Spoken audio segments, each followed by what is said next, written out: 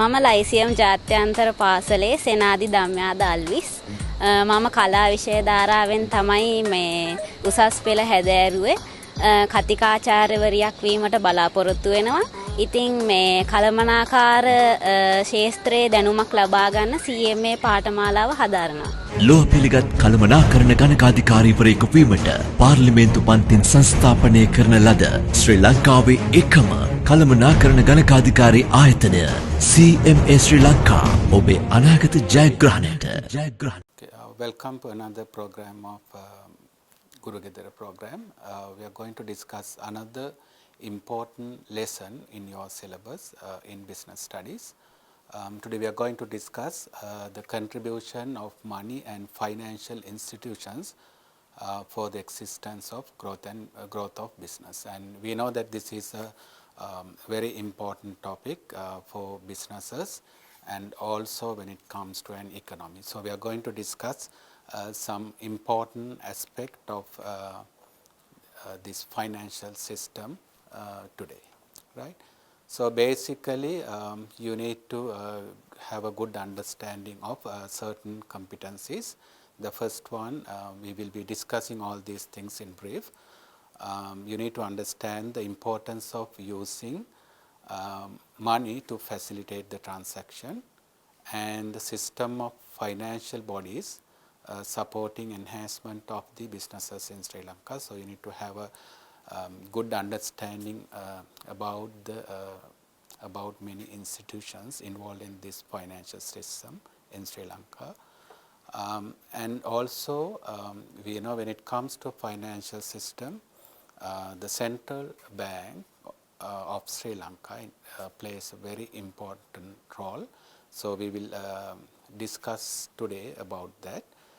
At the same time, you need to have an understanding about the impact of various deposits undertaken and loans of commercial bank for the operation and growth of businesses. We know that when we are running businesses, the help of banks and the other non-banking institutions are very important, right? So you need to have a good understanding about that.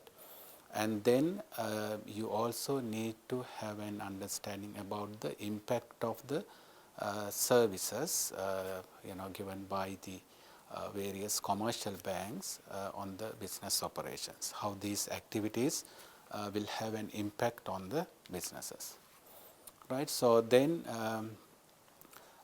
you need to get an understanding about checks and the various type of checks and the various ways of issuing checks, various type of crossings and so on. And also basically you need to understand how the business operations or the transactions are made easy with these checks. And then you need to have an understanding about the e-money. This is increasingly used by people around the world, and also in Sri Lanka there is an increasing trend of using e-money. So you need to have a good understanding about what is meant by e-money and what are the different types of e-money. All right, so let's discuss a bit about the definition for money. So we know that money, it can be anything, right? So anything that is generally accepted in exchange of goods and services. For example, if you want to buy a certain product, what you will do is, so there is a marked price for a product or a service, and what we are going to do is, if you want to purchase that particular good or service, so there is a price, right? So you will pay that by using money. Money we will discuss. There are various type of money. It not necessarily notes and coins. So basically we use, it's a broad term when you say money. So we'll be using money to pay for the product or services that you're going to buy, right? And then we need to discuss and understand why this money came into existence, right? So basically we know that in the ancient time what happened was there was no such thing called money. basically transactions happen, we call it direct system. For example, say if I want to buy, say, one unit of meat, right?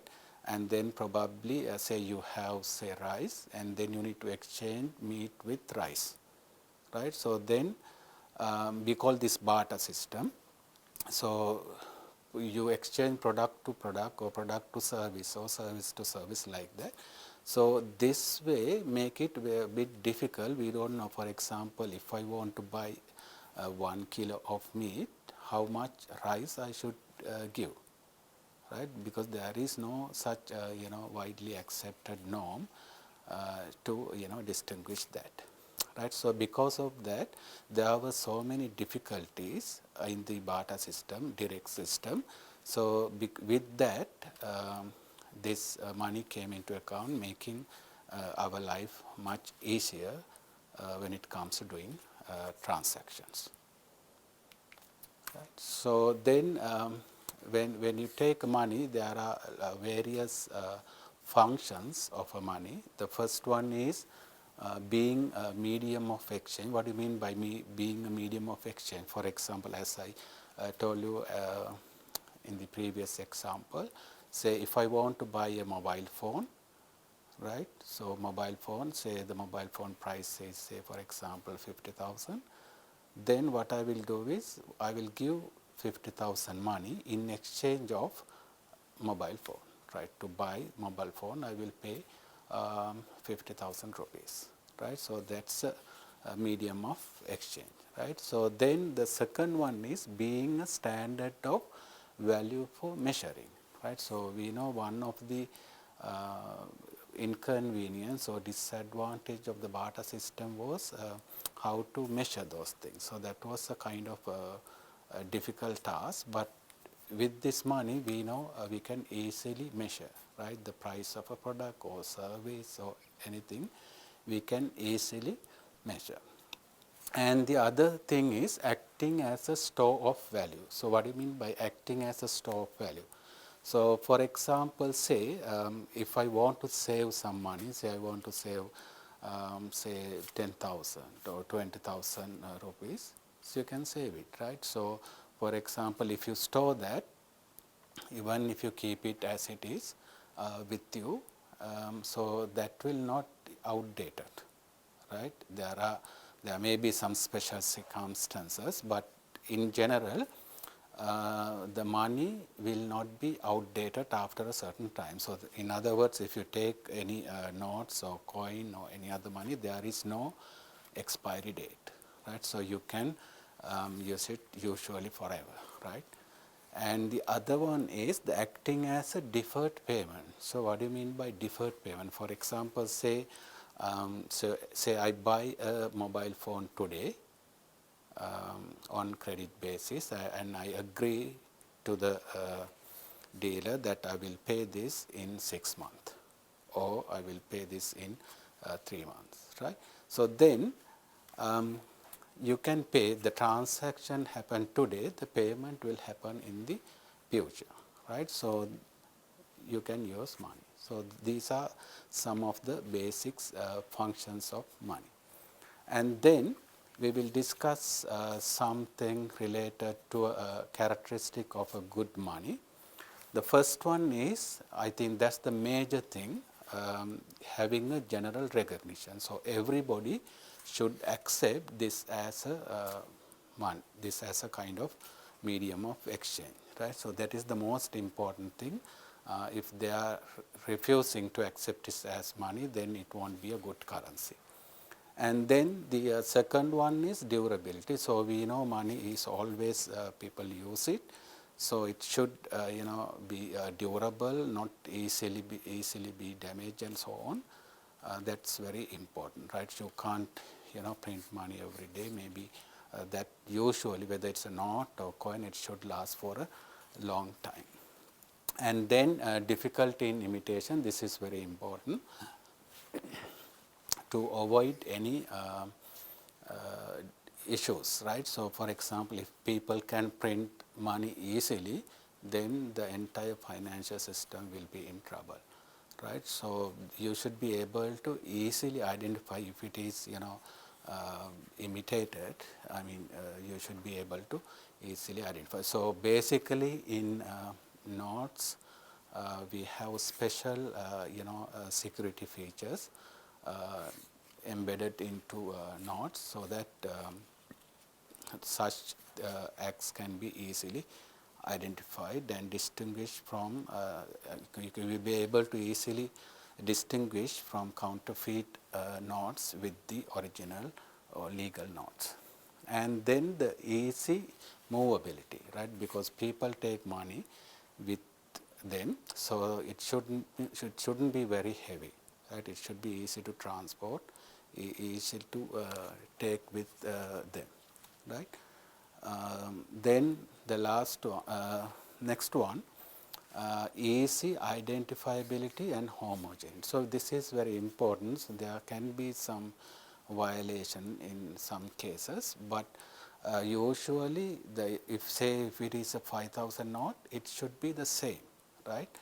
Right, if you have, say, 10 different types of 5,000 notes, then that can be an issue, right? Because you won't be able to easily identify when you have several types of notes for the same value, right? Usually,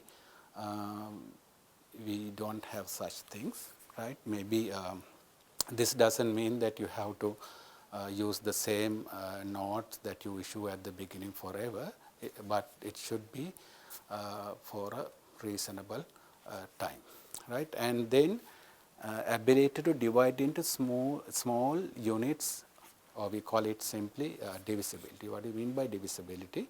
Because when you do transaction, we know the prices can be in different values. Right? It can be in thousands, it can be in hundreds, or it can be in rupees, or it can be in cents, right? Or it can be in a combination of these. Then you should be able to make any payment, and you should be able to get the balance if this divisibility is there, right? For example, say if you take Sri Lankan rupee, for example, we have 5,000 notes, 2,000 notes, 1,000 notes, 500 notes, then 200 notes, 100 notes, 50 rupee note, and 20, 10, 5, 2 rupee and 1 rupee, and also we have cents, but those are not widely used now, but it was the case before, right? So it can be easily, divisible into various parts. So that is very important for a transaction to happen, right? So then you need to have a good understanding about various types of money, right? So first one is, this is the widely used one, currency. So usually this currency, it is in the form of notes and coins, usually issued by a financial authority of the country. In Sri Lanka, the central bank, you will see the signature of the central bank governor and the Minister of Finance on the note itself, and they have authorized this particular currency to be used in Sri Lanka to settle any transaction, right? So nobody can say I can't accept rupees in Sri Lanka, right? So they have to accept, it is legal, right? And then bank money. So bank money, usually we call bank money for the balances in the current account. So current account, usually businessman or even a person can use it. So in current account, we know we earn no interest, and also if you want to use the balance in this current account, you need to use checks, right? So of course you can do internet bank transfers, it is allowed now, but usually you can use checks to transfer money or withdraw money or make a payment to anyone with the check. Then the person will deposit into their current account, then the money will be transferred once it is cleared, right? So basically the bank money mean simply the deposits in current account, right? So balances in the current account, we call demand deposit for the current account. So at any time we can easily withdraw our money. And then near money. So near money mean there are many types. So usually these near money have a very high liquidity. Liquidity means simply you should be able to convert that into cash without a significant loss in value, right? For example, if you take treasury bills are issued to finance the short-term financial requirement of the government. So these are usually will mature in less than 1 year, right? So short-term, kind of short-term assets, and also commercial papers are issued by usually very good companies or blue chip companies or listed companies. So well recognized companies. So it's similar to treasury bills in terms of short-term financing option. And so again, both treasury bills and commercial papers will mature within 1 year, right? It won't go more than that. Usually maybe 1 month, 2 months, 3 months, and so on, right? So why we call it near money? We can easily convert this into cash, right? So for example, if you have treasury bill, say it will mature in 3 months or 90 days, it doesn't mean that you need to keep it with you for 90 days to get it converted into money. No. Say you have bought it today and say you want to convert that into cash tomorrow, it is possible, right? It is possible. So that's why we call it near money. Although there is a maturity date for treasury bills and commercial papers, usually treasury bills are more liquid than the commercial papers. So basically these assets can be easily converted into money. Remember, it's not only the treasury bills and commercial papers are near money, there are many other things. So these are the commonly used two things. And then e-money, right? So what do you mean by e-money? So nowadays, there is an increase in trend to use e-money. So debit card, if you want to use a debit card, you should have a bank account, right? So say you have a savings account.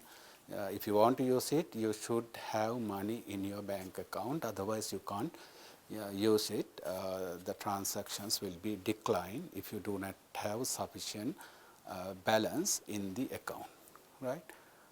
So debit card, yes, you need to have money. Then you can get a card from the bank and use it to do transaction, right? Maybe when you buy goods and services physically or even for online transactions, you can use debit card. And then the credit card. Credit card, to get a credit card, you don't need to have a bank account, right? So that's the difference. And you don't need to have any bank balance in the account to have a credit card, right? The usually credit card, you need to make an application to get a credit card. You need to provide some details about your income and basically your financial capability. Then they will evaluate your application and will issue a credit card. So usually for credit card you have a limit, right? So it can be, say, the limit is 1 million, then up to 1 million you can purchase, and then you need to settle those things. So there are various terms and conditions available for such transaction, right? So it's like a short-term loan, right? So you buy it now and pay later, right? Then prepaid card. Prepaid card means, say you want to do an online transaction or maybe any other transaction. So what you will do is, say you will buy 5,000 rupee card and you can use it. It's like using maybe debit card, right? So you can use that card to do transaction, not very common in Sri Lanka. All right. So then now we are going to have a bit of understanding about the financial institutions in Sri Lanka. Right. So basically, financial institutions in Sri Lanka can be, categorized into main four categories. The first one, banking sector, and the second one, other financial institutions that accept deposit, and then specialized financial institutions and contracted savings institutions. Right? If you look at the banking sector, we have Central Bank of Sri Lanka and the licensed commercial banks and the licensed special bank. Then under the financial institutions that accept deposits, you have licensed finance companies, cooperative rural banks, thrift and credit cooperative societies. Specialized financial institutions, specialized financial leasing companies, primary dealers, share brokers, unit trust, and unit trust management companies, market intermediaries, and venture capital companies. So they all come under specialized financial institutions. And then under the contracted saving institutions, you have insurance companies, EPF, ETF, approved pension and provident fund. There are some other provident fund, for example, for university system, there is a separate fund, say instead of EPF, they have University Provident Fund, UPF, like that. And then the State Service Provident Fund. So similar to EPFs, it's for the state service. Right. All right. So then we'll have some understanding about the central bank. So this is very important. What the Central Bank of Sri Lanka does is, the central bank will represent the state, right, state of Sri Lanka, as its agent to implement the financial policies. Right. So what this central bank does is, they will implement the financial policies of the Sri Lankan government. So it's like an agency role, right? So will act on behalf of the government to implement the financial policies of the Sri Lankan government. So basically, central bank needs to achieve two main objectives. The first one is to maintain economic and price stability, right? Basically maintain a very healthy economy. For example, say we know that inflation is a big issue, right? If there is very high inflation, then that can hinder a lot of activities of the economy, not only the people, and it can affect the businesses and entire economic system. So, for example, keeping a lower, maintaining a lower inflation rate, it's like maintaining economic and price stability, right? And then price, again, for example, say exchange rate, right? So if you are maintaining the currency Sri Lankan rupee value without, deeply depreciating, so then the bank is achieving this objective. And then the second one, to maintain stability of the financial system. We know that the financial system is very important for the smooth function of the economy and the businesses and in all our day-to-day activities. So they need to maintain the stability of the entire financial system, right? To achieve all these objectives, the central bank, perform several activities. So we will discuss in brief some of the main activities that the central bank performs. The first one is manipulation of financial policies, right? So they will basically, do any manipulation in relation to these financial policies. And then the manipulation of exchange rate policies, for example, whether you are keeping or maintaining a flexible exchange rate, or whether you are maintaining a fixed exchange rate, or whether the government intervention is there in the determination of exchange rate. So those sort of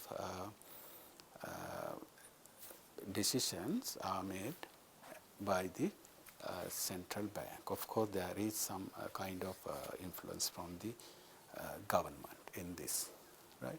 And then the third one, management of Sri Lanka's official foreign reserves. So we know that nowadays we talk about this, we are saying that the official foreign reserves are, going down and down, right? So this central bank is responsible for managing the official foreign reserves. So official foreign reserves we have in different forms, maybe in foreign currencies, in maybe US dollars, or maybe in golds, or maybe in different other form, right? So they are responsible for managing that. And then issuing and distribution of the currency in use. So we, for example, the notes and coins that we use every day, so those are issued by the Central Bank of Sri Lanka, right?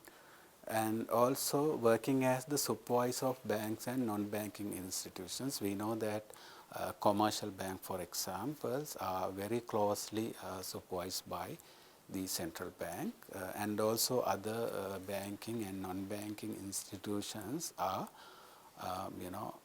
supervised by the central banks, right? So that's why you see in some cases in news items, you will see that the central bank is issuing some notice to public in regard to some of the banks, right, or maybe non-bank financial institutions, to make aware of the people about such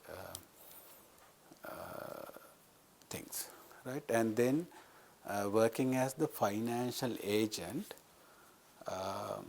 banker and economic advisor of the government, right? So when it comes to matters related to the economy, the central bank can offer necessary advices to the government to make a better decision. And also the central bank will act as a financial agent for the government, and also the banker of the government, right? And then next one, the providing facilities to maintain the central bank settlement accounts of the commercial banks and primary traders, clearance and settlement. We know that one is Sri Lanka's settlement accounts of the commercial banks. So those things are settled by the central bank, and central bank is intervened. And then primary traders, clearance and settlement, again it comes under the function of those are supported by the central bank. Okay. Right, so then we discussed that the Central Bank of Sri Lanka act as an agent to the government of Sri Lanka, or state of Sri Lanka, right? So then, so what are the agency activities, right? So we know that when you say agency, it's like, you have an agent and a principal. In this case, principal is the government or the state of Sri Lanka, and the agent is the central bank. So central bank will act on behalf of the state of Sri Lanka or government of Sri Lanka. So the first one is management of state loans. So the state loans will be obtained from various means, maybe domestically, or maybe from various other countries or other institutions in other countries, maybe World Bank, maybe IMF, maybe Asian Development Bank. So there are many other ways to obtain that, right? So all those are managed by the central bank.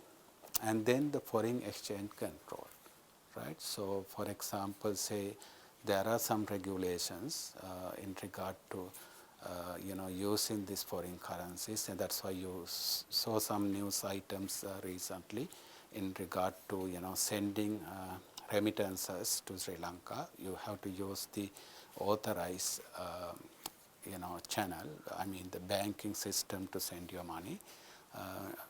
Any other things are unauthorized. So that's a kind of foreign exchange control, right? For example, say if you are going abroad for studies, then probably you need foreign currency, right? But you can't take, you can't just go to the bank and exchange it to dollars. You need to provide evidence, and you need to fill out a special form to obtain, if it is a quite large amount, you need to obtain the permission from the central bank, and you will fill out that, and you will say you need this much money, and all at the same time there are limits that you can obtain, and then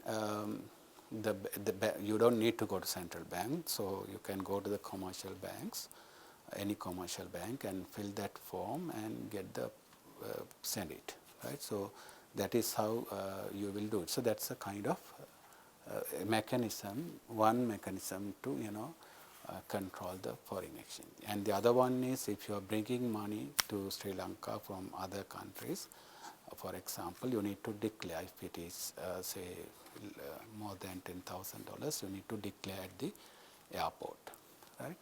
So those are some kind of foreign exchange control. Now we see a lot of foreign exchange control because of the difficult situation we are experiencing in regard to foreign reserves, especially lack of foreign currency. So because of that, so you will see a lot of currency foreign exchange control. For example, if you want to make an payment to some other country, right, then probably there is a limit. You can't make as you want, right? And then the next one, to work as the primary institution concerned with the rural loan scheme for small scale financial institution, right? So various governments, so they implement some activities, so some maybe loan schemes to encourage maybe rural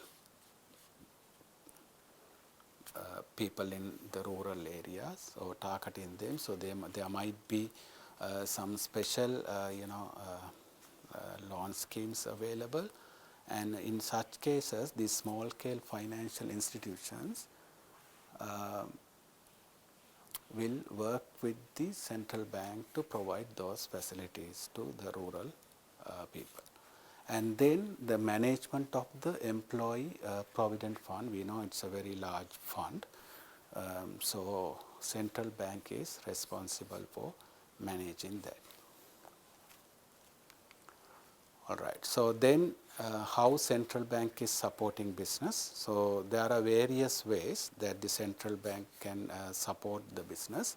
The first one is Sri Lanka Interbank Payment System. We call it SLIPS. And so this system makes it very convenient and very efficient to make transaction between the banks and interbanks, so that actually instantly happen. It won't take much time. And then the other one, the Universal Interbank Financial Electronic Communication Network. So there are many methods available. So one is widely used, one is SWIFT.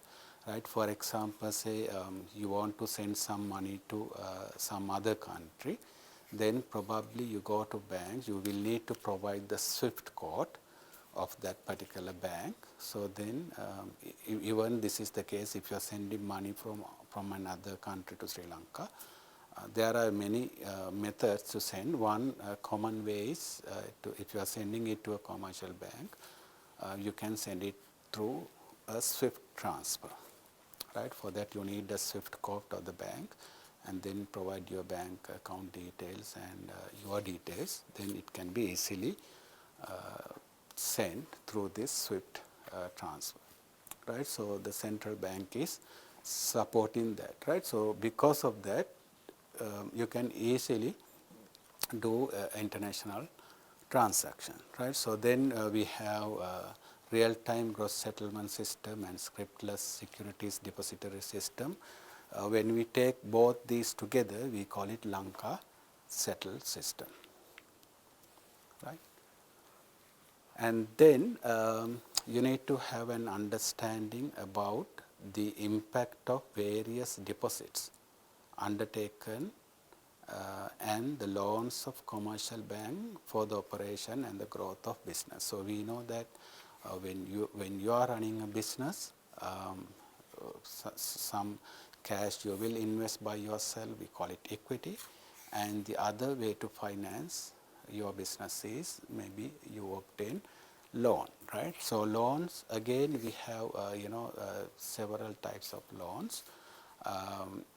For example, it can be a short-term loan like taking an overdraft, OD, or maybe you are taking a long-term loan, business loan, and those things will help businesses to grow, right? So when we know that when a business is growing, we need additional funding to support that growth, right? So that additional funding may come from equity. Equity means you invest your own money, or that may come from a debt, or maybe a combination of both, right? So basically two main services. We know that what the banks do is they accept deposit and provide loans to businesses and the consumers, right? So services related to deposit, that's the first one. So for example, maintaining current accounts, savings deposits and the fixed deposits. Again, these accounts, you can also, not only in Sri Lankan rupees, you can also have your savings accounts, or even the fixed deposits you can have in major foreign currencies, right? So there are some conditions. You can't, anyone cannot open a foreign currency account easily, right? And then services related to loans, so overdraft, OD, right? So this is a kind of, if you want to get an OD, you need to have a current account, right? So this overdraft will allow you to obtain a loan, a short-term loan, to settle, some of the payments of you, right?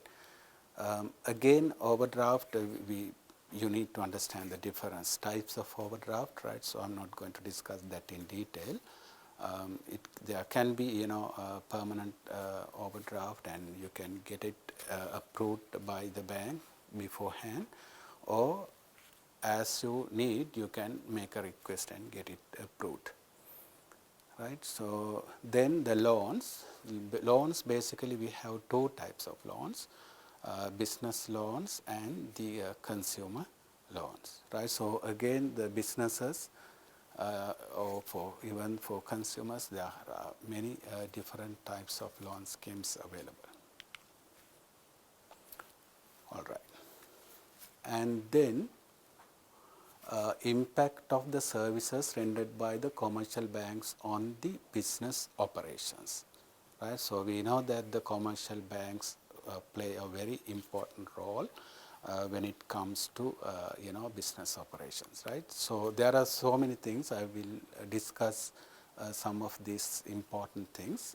Agency services, so commercial banks will provide some agency services on behalf of the businesses, so to some other external parties.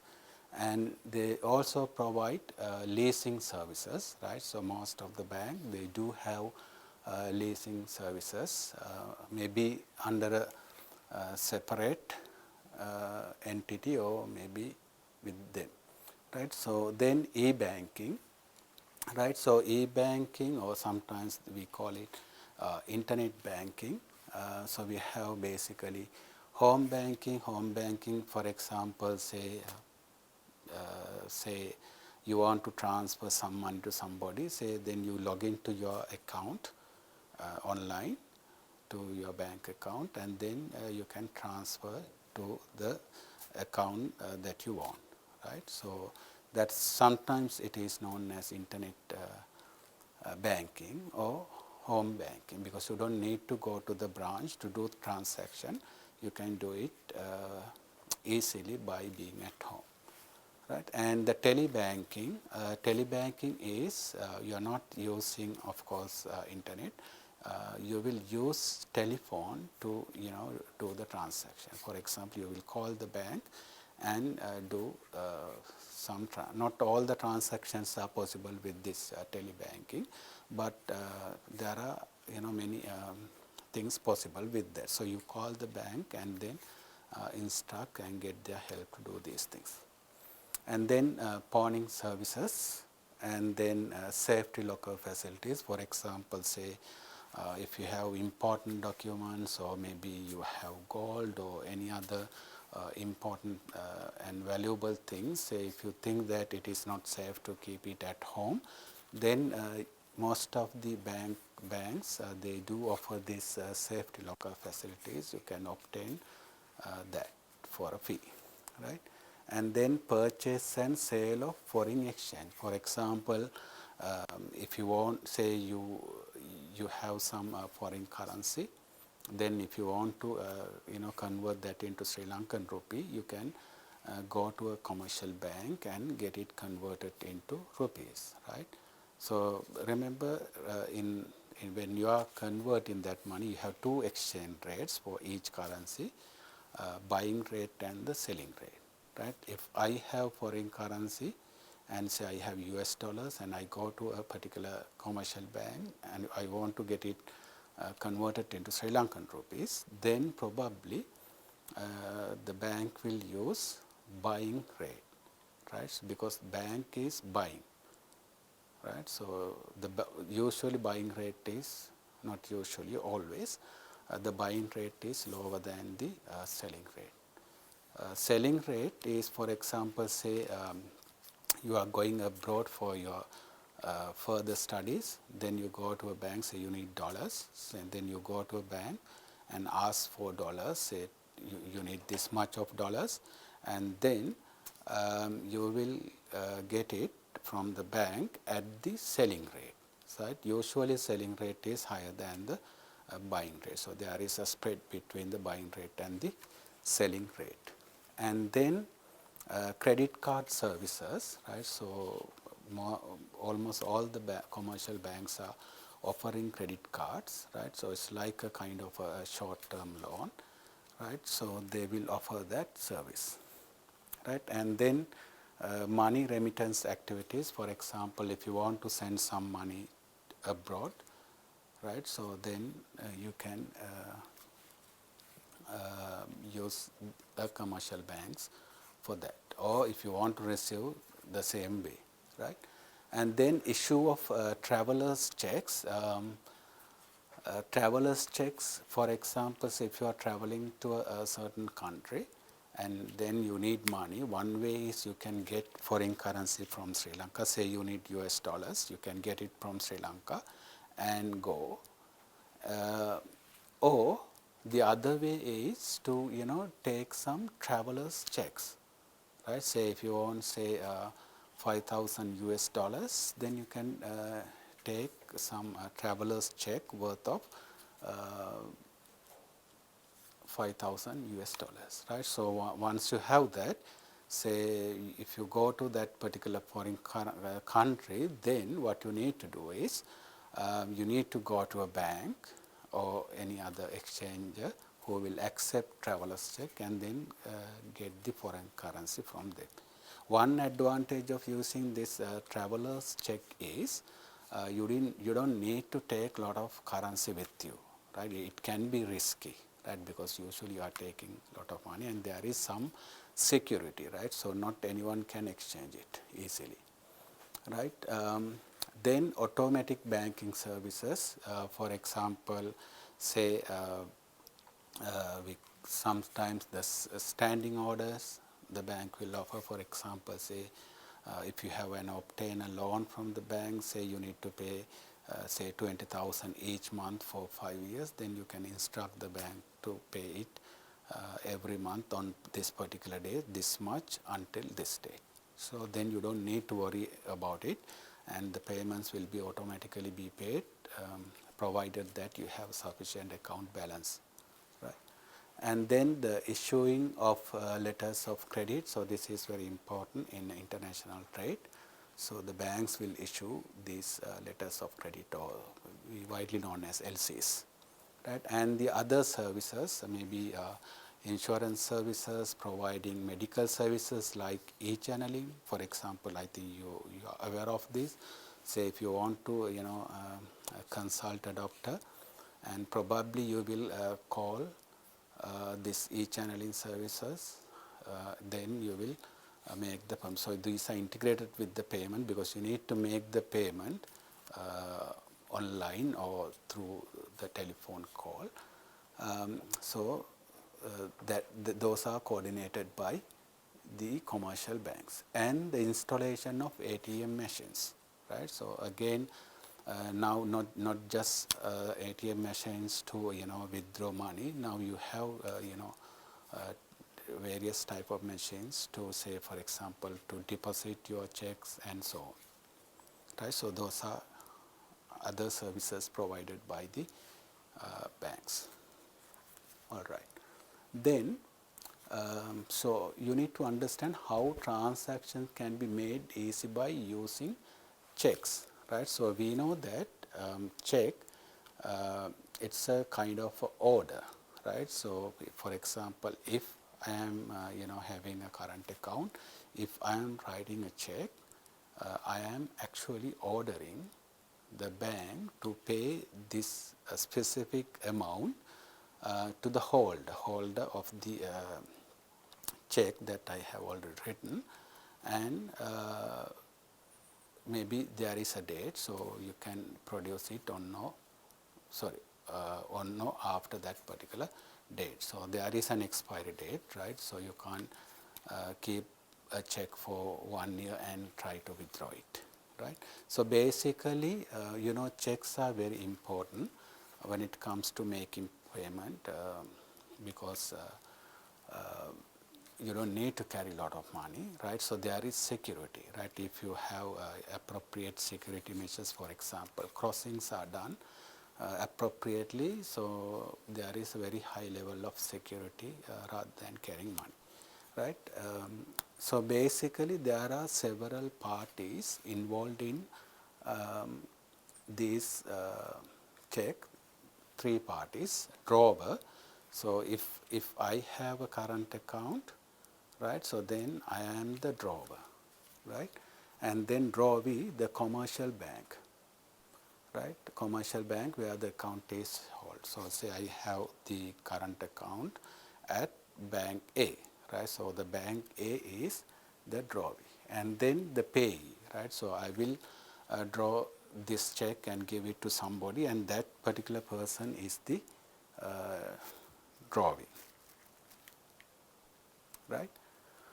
So these 3 parties are involved in this transaction, right? So then we'll have a look at a check, right? So what are the basic characteristics of a check? And you will see that you have a date here, right? So then you have the name of the bank, right? So for example, BOC Maharagama, right? And then third one, the payee's name, right?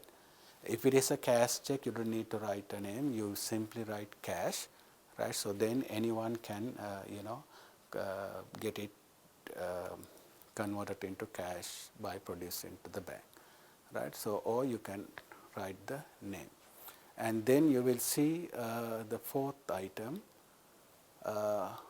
here, bearer or bearer, right? And then the value of the check, right?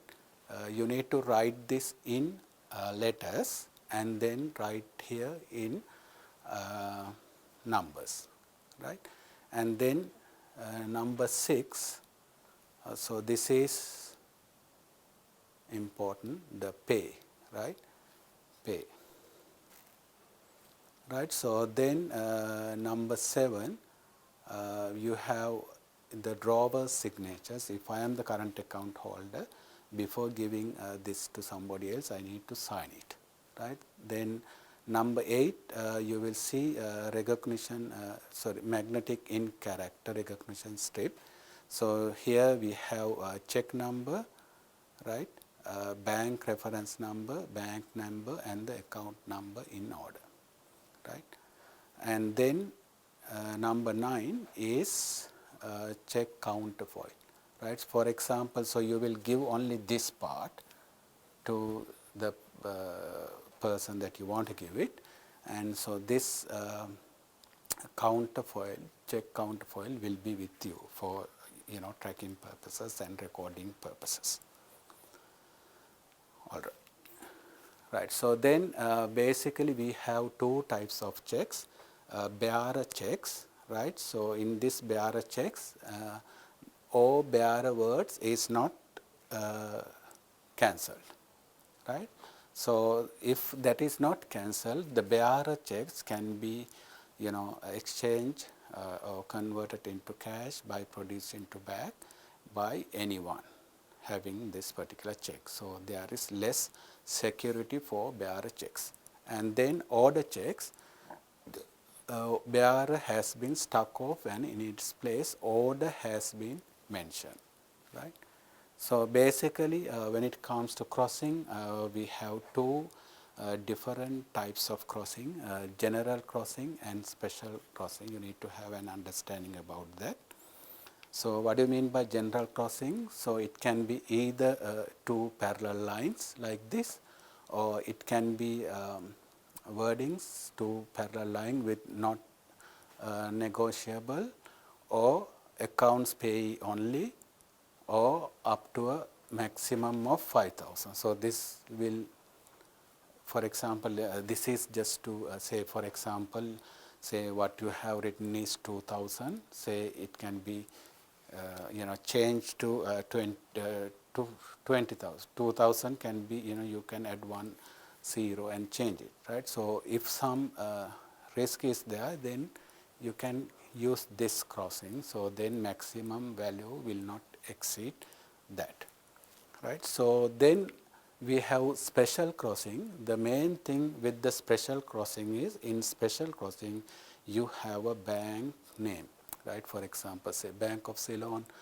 not negotiable, banks, People's Bank, account pay only, People's Bank, and so on, right? So the important difference between this special crossing and the general crossing is, in general crossing you have a bank's name. Right. So then we'll discuss a bit more about this e-money. We know that there is a growth of using this e-money by people with the developments in the technology and especially internet. So e-money, the electronically exchange of cash or the cash exchange through a computer network. So for example, electronic fund transfer. So that's a kind of e-money. And then, so there are various type of e-monies available. Credit cards, right? So we discussed what is meant by a credit card, and debit cards, prepaid cards, smart cards, and microchips. So those are the basic things, right?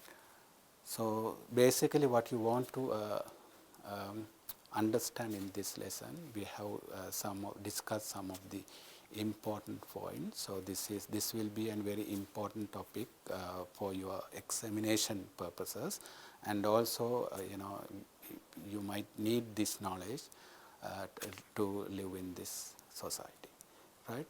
So with that we will conclude this session. We'll meet you in another session later. Thank you.